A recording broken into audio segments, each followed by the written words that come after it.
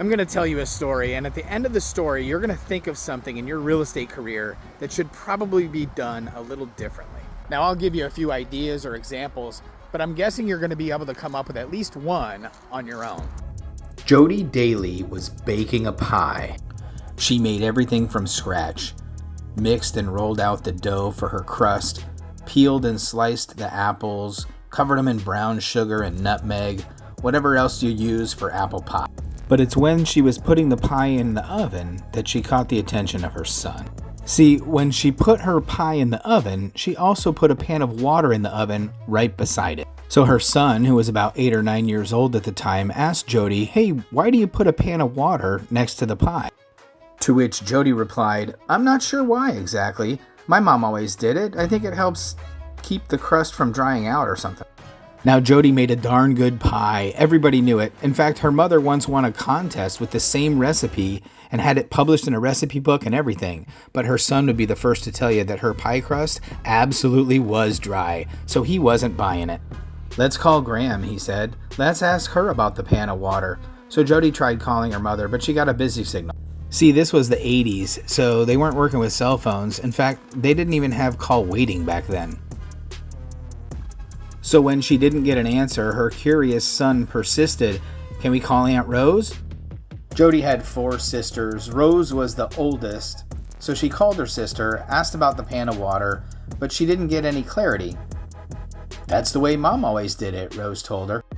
Well, her son wasn't going to let it go, and at this point, curiosity started to get the better of her too, so Jody tried calling her mother again. Success! It was ringing. "Success!" she answered. But when Jody asked her mother about the pan of water next to the pie, her mother explained that she always did it that way because that's what her mother did. Jody knew her next move before her son even spoke. She had already started dialing before he said, "Well, we gotta call Great Graham."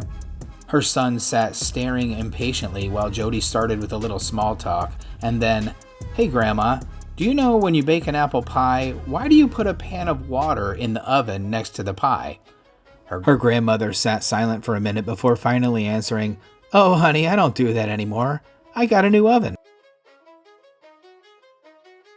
My old oven had a crooked rack. I used a pan of water to keep it level." I laughed for several minutes before spelling it out for my mom. So 2 generations and God knows how many women with Better Housekeeping cookbooks have been putting pans of water next to their apple pies because your grandmother had a crooked oven rack. So think for a moment, in your real estate career, what are you doing, or what are you doing a specific way just because that's the way you were taught or that's the way that you saw some other realtor do? There are some super successful realtors who swear by some pretty uncommon practices. They might not be the end-all be-all, but certainly they're worth considering. Pre-listing or seller inspections, for example, what we call a move-in certified inspection. Some realtors require this inspection before they list a property. Others pay for it themselves. Another good example would be doing a home inspection before making an offer. Of course, you get the seller to agree not to accept any of their offers for a few days. You explain that your offer is going to be rock solid and not just some number that the buyers plan to renegotiate and whittle down after an inspection. So what was the first thing that came to your mind? Do you do pre-listing inspections? Do you like the idea? What about doing a home inspection before making an offer?